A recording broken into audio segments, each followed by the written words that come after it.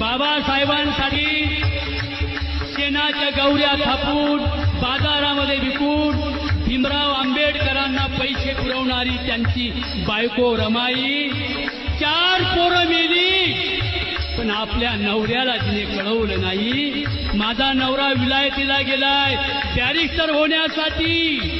म्हणून रमा माझी शेण गोळा करायची, शेणाच्या गौऱ्या बनवायची, बाजारी नेऊन विकायची, भीमाला पैसे पुरवायची.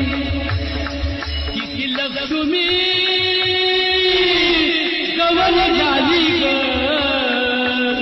रमा भीमाची